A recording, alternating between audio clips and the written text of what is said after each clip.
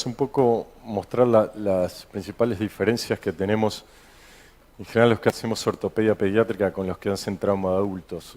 Un par de características especiales que tienen los chicos que hacen que algunos tratamientos sean distintos. El tema, son frecuentes las fracturas en pediatría, como ustedes todos saben, pero a diferencia capaz que en los adultos, que la gran mayoría de estas fracturas se tratan en forma conservadora. Es poco el porcentaje que termina en un tratamiento quirúrgico. La mayor parte, como vamos a ver, las tratamos en forma conservadora y en general obtenemos muy buenos resultados con esto. ¿Y qué es lo que nos permite tratarlo esto en forma conservadora? Fundamentalmente dos cosas. El periósteo grueso que tienen estos chicos. Si ustedes alguna vez hicieron una cirugía en un chico que tuvieron que abrir un foco de fractura, seguramente vieron que el periósteo, a diferencia de cuando hacen algo en los adultos, es una capa muy gruesa que generalmente no se rompe la fractura y el hueso y el periósteo permanece intacto, lo que hace que por un lado limite el desplazamiento de esa fractura y por otro lado cuando hacemos la reducción cerrada, eso al estar el periósteo entero muchas veces nos da una muy buena estabilidad sin necesidad de agregar algún método de osteosíntesis para estabilizar la reducción que nosotros logramos. Y lo otro importante es la capacidad de remodelación que tienen estas fracturas. Ya vamos a ver algunos ejemplos de fracturas que son tratadas en forma cerrada, que las dejamos capaz con una angulación o un cabalgamiento que en adultos sería imposible de tolerar y que en los chicos eso nos da un buen resultado. Y lo otro diferente que también vamos a ver es el tema de tener cartílago de crecimiento, el tema de tener fisis abierta, hace que estén las epifisiolisis que son particular de este grupo etario, nada más que en los adultos no sucede. Y por otro lado también los diferentes métodos de osteosíntesis que utilizamos, gracias a la capacidad de remodelación que tienen y a que muchas de estas lesiones a veces son en el cartílago de crecimiento. Este, por ejemplo, es un varón de 4 años de edad que entra por guardia con esta fractura medio diafisaria de fémur. Lo ven en la guardia y los médicos de guardia le hacen un yeso pelvipédico 90-90 y esta es la reducción inmediata de la fractura. Seguramente uno tiene esta reducción en un adulto y ya piensa en un tratamiento quirúrgico, de ir, reducirla, ponerle un clavo o algo de eso. La realidad es que nosotros simplemente lo esperamos. Esta es la radiografía al mes, ahí vemos ya cómo va formando un importante callo. Esto es a los 2 meses. A los 3 meses eso ya está pegado, le sacamos el yeso y simplemente empezó a hacer vida normal. Esto es 4 años posterior a la fractura, acá el chico tenía 9 años de edad, y esto es 10 años posterior a la fractura, donde la verdad tuvo un muy leve acortamiento. Uno puede saber que la fractura es de ese lado porque tiene estas placas que nos marcan el lado derecho, porque si uno mira directamente estas dos diáfisis, no puede saber cuál es la fractura. En este caso nos dio un acortamiento, pero a veces también las fracturas diafisarias pueden dar un sobrecrecimiento de ese hueso y que ese hueso quede un poco más largo que el del otro lado. Pero acá ya vamos viendo lo diferente con los adultos, la capacidad de remodelación que tienen estos chicos, cómo nos permiten hacer tratamientos cerrados que en adultos es imposible. ¿De qué depende esta remodelación? Fundamentalmente de 3 cosas. La edad del paciente, obviamente cuando más chico es, mayor capacidad de remodelación tiene. El grado de angulación que tiene esta fractura, obviamente uno va a esperar que remodele mucho mejor una fractura que queda con una angulación de 10 grados que con una de 50, tampoco a la remodelación le podemos pedir absolutamente todo. Y también la ubicación y el plano de la angulación. ¿Y a qué tiene que ver con esto? Que la ubicación, o sea, remodelan mejor las que están más cerca de la fisis. O sea, una fractura de radio distal va a remodelar o va a tener mayor capacidad de remodelación que una medio diafisaria de radio. Y por otro, sí, la angulación, que nosotros estamos esperando que remodele, es en el plano de movimiento de la articulación vecina. Por ejemplo, si nosotros estamos esperando que remodele un fémur distal, va a remodelar mucho mejor si queda en un ante o recurvatum que si queda en un varovalgo, porque el movimiento de la rodilla es ahí en el plano sagital. ¿Se entiende esa cuestión? Entonces, mayor remodelación, mayor crecimiento, cuanto más cerca esté de la articulación la fractura, y si la angulación resultante, o sea, la secuela es en el plano de movimiento de esa articulación. Y un concepto fundamental, las deformidades rotacionales, esas sí que no remodelan. Por eso uno puede dejar una angulación en el varo valgo, una angulación recurvatum o antecurvatum, pero siempre tratar de corregir la deformidad rotacional porque esa es la que tiene muy poco capacidad de remodelación. Por ejemplo, un varón de 9 años, esta fractura supracondilia, le hicieron una reducción por guardia, le pusieron unas clavijas, nos llega en este momento así, 2 meses cuando ya estaba consolidado, posiblemente más de uno ahí quiera hacer una osteotomía y remodelar y corregir eso, pero la realidad que a los 2 años ya vemos cómo ya está casi completamente remodelada esa fractura y la realidad que seguramente si le hacemos una radiografía de acá a unos años nadie va a saber que ese hueso tuvo una fractura supracondilia. Así, obviamente, cada hueso tiene unos grados que uno puede de alguna manera tolerar. Así, a grandes rasgos, este es el cuadro que usamos para las fracturas de fémur. Los dividimos en general menores a 6, 8 años y mayores, porque la capacidad de remodelación por debajo de los 6, 8 años es importante. Pero ustedes ven que, por ejemplo, en chicos de 18 meses de edad, podemos tolerar hasta 2 centímetros de acortamiento y hasta 30 grados de angulación en el plano frontal o sagital. O sea que vemos que la realidad que son bastante importantes las remodelaciones que se puede tolerar. Ya a los 6 años ya es un 25 en el plano sagital, menos en el plano frontal. ¿Por qué? Por el movimiento de la rodilla, como decíamos, es en el plano sagital y no en el plano frontal. Y acordarse siempre, la deformidad rotacional no remodela. Eso en cuanto a las cuestiones de la remodelación. Después, estas lesiones que son exclusivas de los chicos con cartílago de crecimiento abierto, lo que son las lesiones fisarias o epifisiolisis.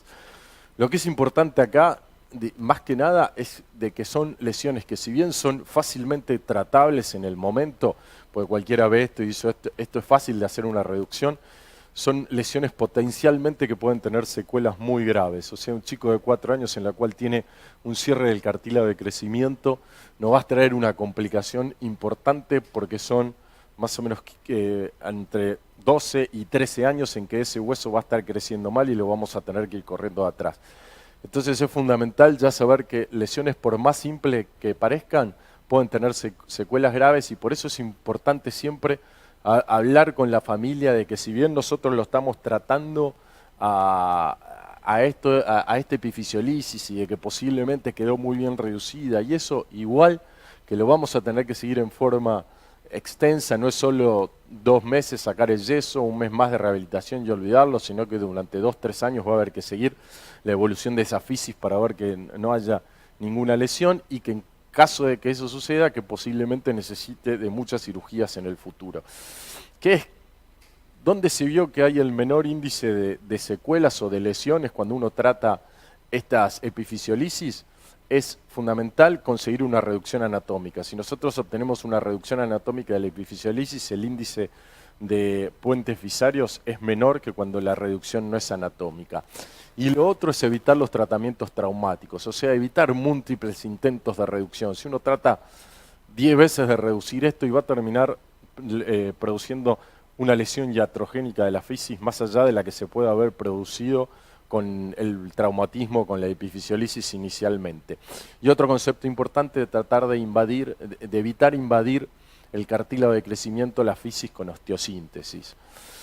La clasificación que nosotros usamos para esto o la más utilizada es la clasificación de Solter y Harris, que es una clasificación anatómica. Lo que hace es describir la lesión según si el trazo es completamente fisario, es intraarticular, si tiene algún trazo metafisario. Y la divide en 5 tipos. Y lo que es importante que también de alguna manera es pronóstica. Cuanto más alto es el tipo, o sea, la tipo 1 en general tiene menor secuela de puente fisario que la tipo 5.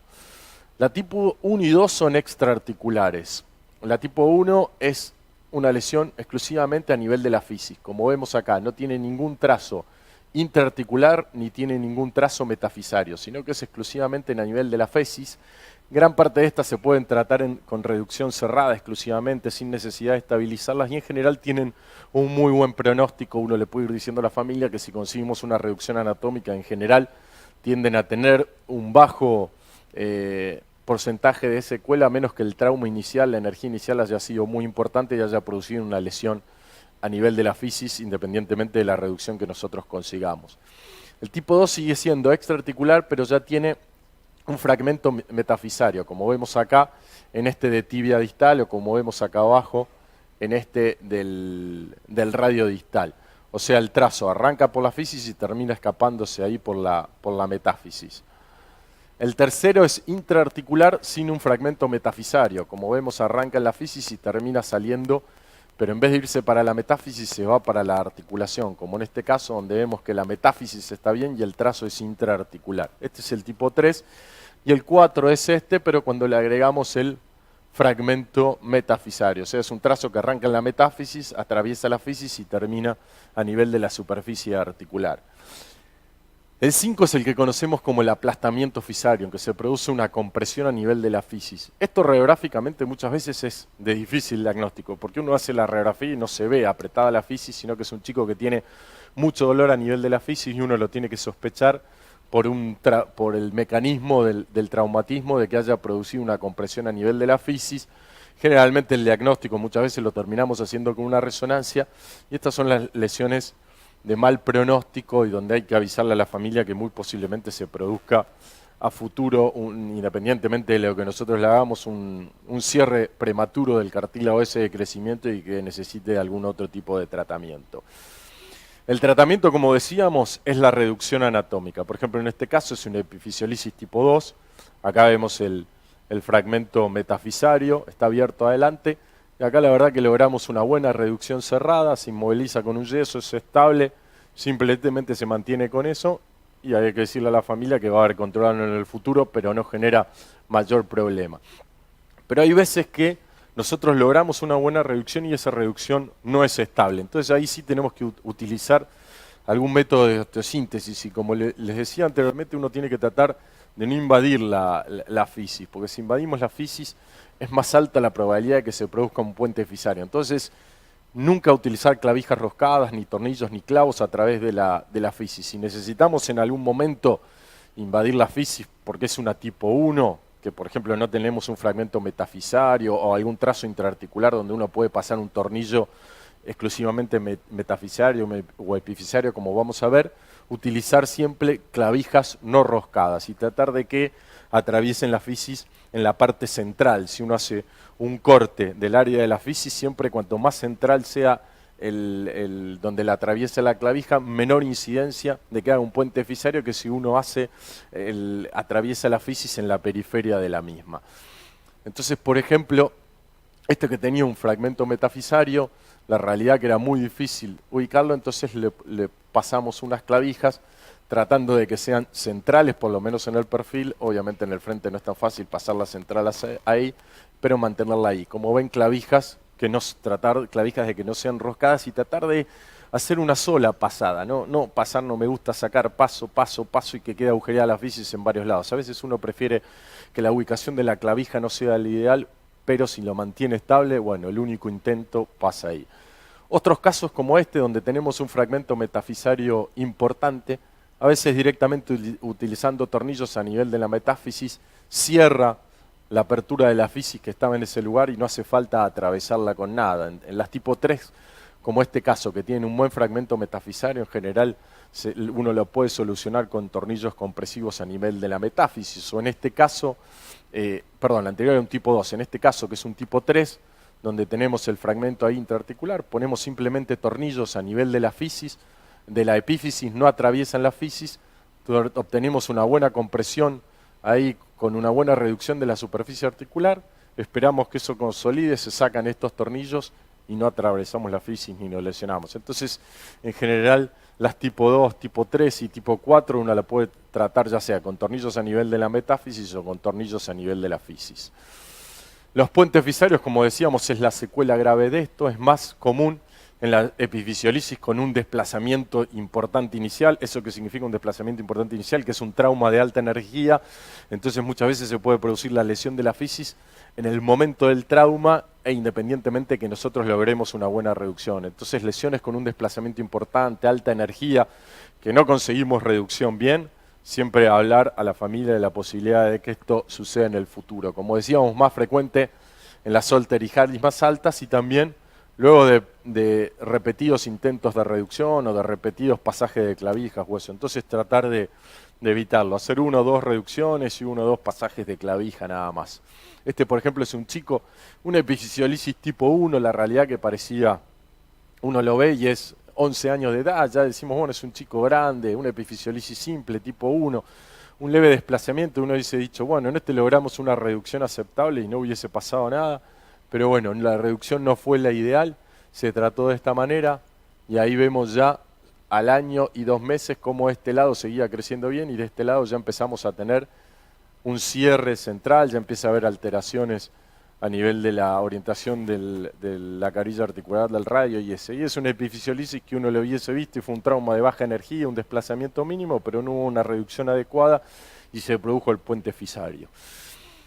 Y el último tema es el tema de la fijación de las fracturas fisarias. Acá tenemos el cartílago de crecimiento a este nivel, eso lo va a hablar Carolina un poquitito más en detalle después cuando hable de fractura de los miembros, pero acá utilizamos algunos métodos de osteosíntesis que son propios también de este tipo de este grupo etario, como son los clavos endomedulares flexibles de titanio, que son clavos que uno utiliza porque los coloca por arriba, en este sentido proximales, en este sentido también, o en lo que es a nivel del cúbito, depende si uno hace una técnica descendente o ascendente, proximales o distales al cartílago de crecimiento, pero la idea es que como son clavos flexibles, uno ingrese sin lesionar el cartílago de crecimiento por la metáfisis y utiliza estos sistemas, y sobre todo en el fémur, esta configuración tipo en torre que tiene un apoyo en 3 puntos de cada clavo y mantiene la reducción.